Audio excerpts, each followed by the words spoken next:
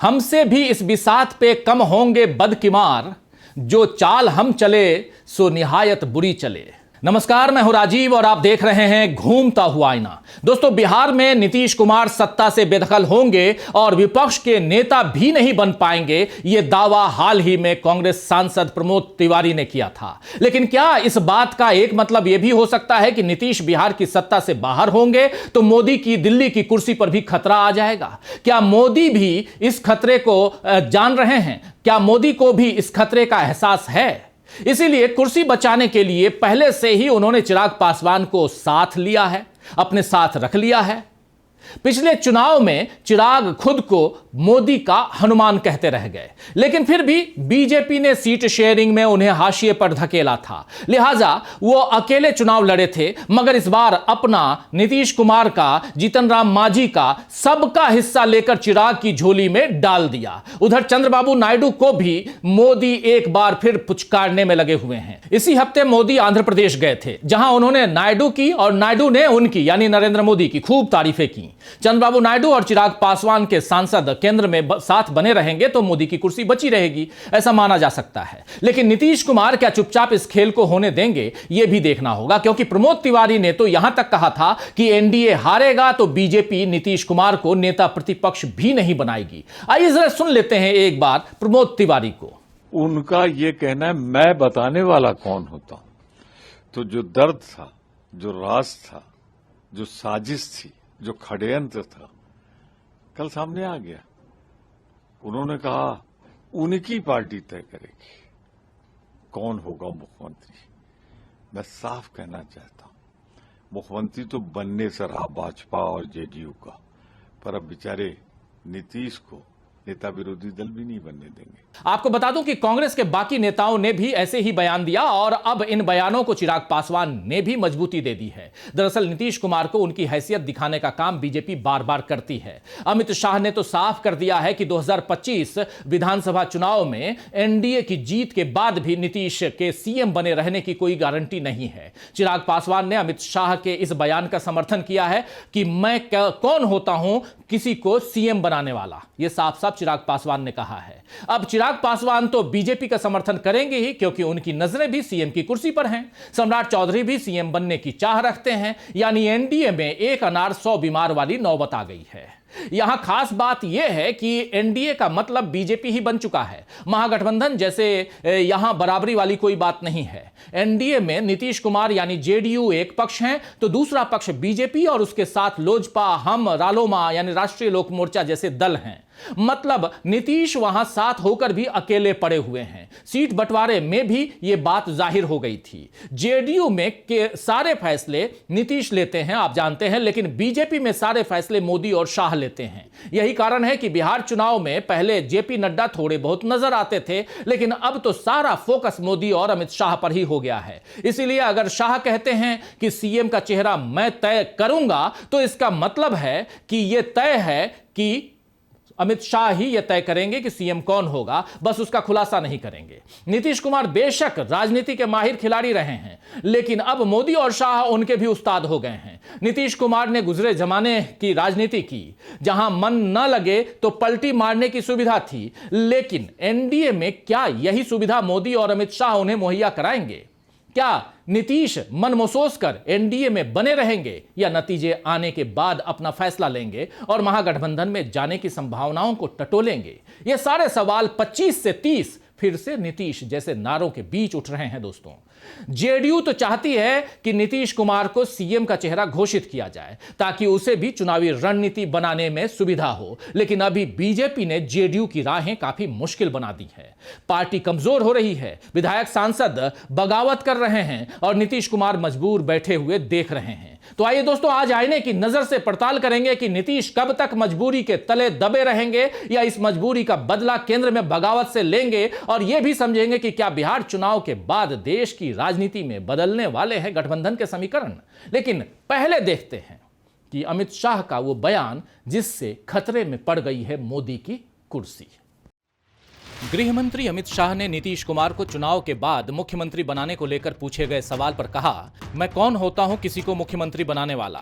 उनसे पूछा गया था कि अगर भाजपा को अधिक सीटें मिलती हैं तो क्या मुख्यमंत्री नीतीश कुमार ही रहेंगे या महाराष्ट्र जैसा कोई बदलाव देखने को मिलेगा। तो उन्होंने मुस्कुराते हुए कहा कि मैं आपको हेडलाइन नहीं दूंगा, लेकिन इतना कह सकता हूं कि चुनाव के बाद सभी दलों के विधायक पहले अपना नेता चुनेंगे, उसके बाद घटक दल मिलकर मुख्यमंत्री का चयन करेंगे। अमित शाह ने हेडलाइन नहीं दी, बल्कि सियासत के भावी उलटफेर की पूरी रूपरेखा खींच दी। बेहद महीन तरीके से शाह ने कह दिया कि बिहार में नीतीश कुमार चुनावी चेहरा तो रहेंगे, लेकिन मुख्यमंत्री का फैसला चुने गए विधायक करेंगे। ध्यान दीजिए कि बिहार के चुनावी मामले सीधे अमित शाह देख रहे हैं।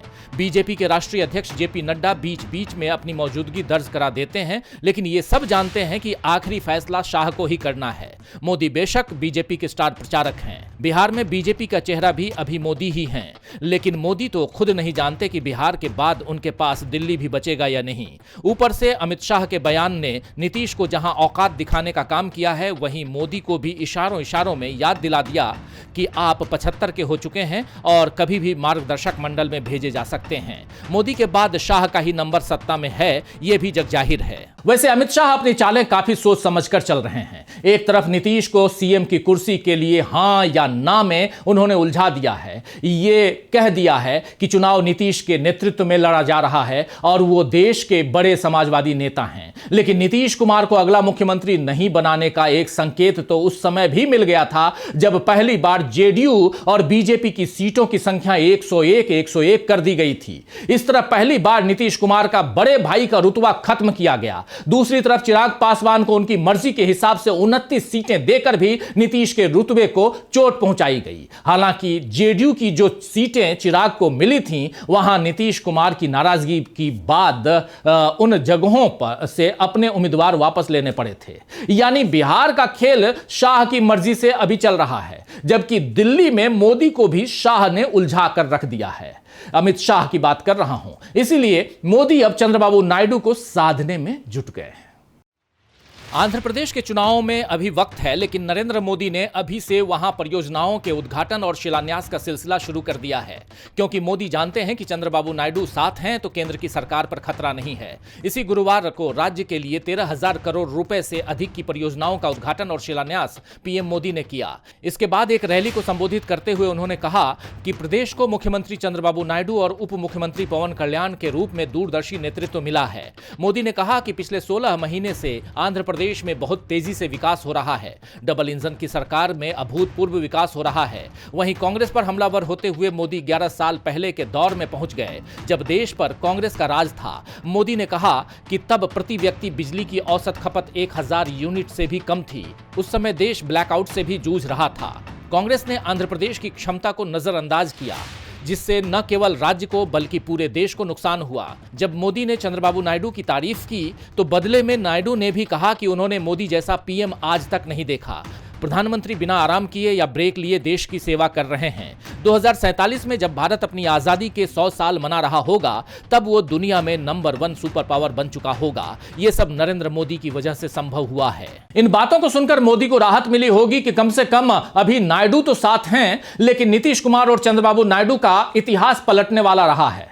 दोनों के लिए बीजेपी ने एक वक्त यह ऐलान किया था कि दोनों के लिए दरवाजे बंद हैं, लेकिन चोर दरवाजे से आवाजाही चालू थी, यह अब साबित हो गया है। बहरहाल मोदी नायडू की तरफ से वफादारी को लेकर इत्मीनान रख सकते हैं और अभी पूरा फोकस बिहार चुनाव पर लगा सकते हैं। 23 अक्टूबर से मोदी की धुआंधार रैलियों का सिलसिला शुरू होने वाला है। 23 को सासाराम, भागलपुर और गया में मोदी प्रचार करेंगे। इसके बाद 28 अक्टूबर को पटना, मुजफ्फरपुर और दरभंगा में जनसभाएं होंगी। 1 नवंबर को पूर्वी चंपारण, समस्तीपुर और छपरा में मोदी रैली करेंगे और 3 नवंबर को मोदी पश्चिमी चंपारण, सहरसा और अररिया में जनसमर्थन जुटाएंगे। बीजेपी जानती है कि उसे बिहार में आसान जीत नहीं मिल सकती।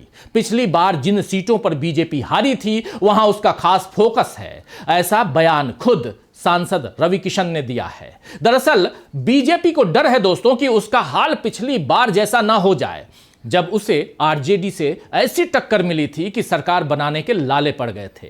नीतीश कुमार साथ रहे तो सरकार बनी, वो हट गए तो सत्ता चली गई, और फिर से सत्ता तभी मिली जब नीतीश कुमार फिर से उनके साथ आ गए। एनडीए में ऐसी उठापटक बरसों से चल रही है। 5 बार तो खुद नीतीश कुमार ने पलटी मारी है, लेकिन फिलहाल बीजेपी को मजबूत दिखाने के लिए महागठबंधन पर सवाल उठ रहे हैं। पुरानी कहावत है कि जहां 4 बर्तन होते हैं वहां खटपट तो होती ही है। मौजूदा राजनीति पर भी यही बात लागू होती है, क्योंकि ये दौर गठबंधनों का है। जैसे बिहार चुनाव में सत्तारूढ़ एनडीए गठबंधन है और विपक्ष में महागठबंधन है। इस चुनाव में दोनों की भूमिकाएं बदलने के आसार दिख रहे हैं, यानी अब महागठबंधन सत्ता में आने की तरफ कदम बढ़ा चुका है। लेकिन एनडीए विपक्ष में बैठ पाएगा या नहीं, इस पर भी सवाल खड़े हो रहे हैं, क्योंकि विपक्ष में बैठने की हालत भी तब रहेगी जब गठबंधन बना रहे। नीतीश कुमार बीजेपी के सामने लाचार पड़ रहे हैं और खुद उनकी पार्टी के विधायक और सांसद बागी हो रहे हैं। गोपाल मंडल ने उनके घर के सामने धरना दिया था, अब निर्दलीय नामांकन कर दिया है। उधर बरबीघा के जेडीयू विधायक सुदर्शन कुमार को पार्टी ने इस बार टिकट नहीं दिया। उनकी जगह नालंदा के कुमार पुष्पंजय को प्रत्याशी बनाया गया, तो सुदर्शन कुमार ने बरबीघा सीट से ही निर्दलीय प्रत्याशी के रूप में ताल ठोक दी है। पूर्व केंद्रीय मंत्री अश्विनी चौबे के पुत्र अर्जित शाश्वत भी टिकट न मिलने के कारण निर्दलीय नामांकन के लिए पहुंचे थे। हालांकि अपने पिता की बात सुनकर बाद में पैर खींच लिए। बगावत के ऐसे कई किस्से एनडीए में हैं, लेकिन मीडिया में केवल चर्चा महागठबंधन की है, जो पहले ही विपक्ष में है। लिहाजा उसे कमजोर मान लिया गया है और कुछ सीटों पर सहमति न बन पाने के कारण यह साबित किया जा रहा है कि महागठबंधन टूट गया है। चिराग पासवान तंज कस रहे हैं कि जो अपना गठबंधन न संभाल पाए वो राज्य क्या संभालेंगे, लेकिन खुद उनकी एक प्रत्याशी के कारण एनडीए को 1 सीट का नुकसान हो गया है। सारण की मरौड़ा विधानसभा सीट से सीमा सिंह को लोजपा ने प्रत्याशी बनाया। सीमा सिंह ने नामांकन दाखिल तो किया, लेकिन उनके फॉर्म में अनियमितताएं दिखी तो नामांकन रद्द भी हो गया। यानी एनडीए 1 सीट बिना लड़े ही हार गई है। एनडीए में हार का सिलसिला क्या शुरू हो गया है और आने वाले वक्त में यह और बढ़ेगा, यह देखना दिलचस्प होगा। खासकर अमित शाह के सीएम वाले बयान और चिराग पासवान का ओहदा एनडीए में बढ़ जाने को क्या नीतीश कुमार बर्दाश्त कर पाएंगे? क्या अकेले चंद्रबाबू नायडू के सहारे मोदी के लिए केंद्र की सत्ता को बचा पाना आसान होगा? ऐसे कई सवालों के जवाब अभी मिलने बाकी हैं। वैसे अब महागठबंधन और कांग्रेस के भविष्य को लेकर भी सवाल हो रहे हैं, क्योंकि सीट बंटवारे का ठीक से ऐलान ही नहीं हो पाया है। और इस पर पवन खेड़ा ने कहा है कि शादी मंदिर में भी होती है, फेरों से भी होती है और अदालत में भी होती है। मंदिर की शादी को क्या अवैध कहा जाएगा, या हर शादी क्या अदालत में होती है? सब कुछ हो चुका है, केवल घोषणा बाकी है जो समय पर हो जाएगी। ये बात कही है पवन खेड़ा ने।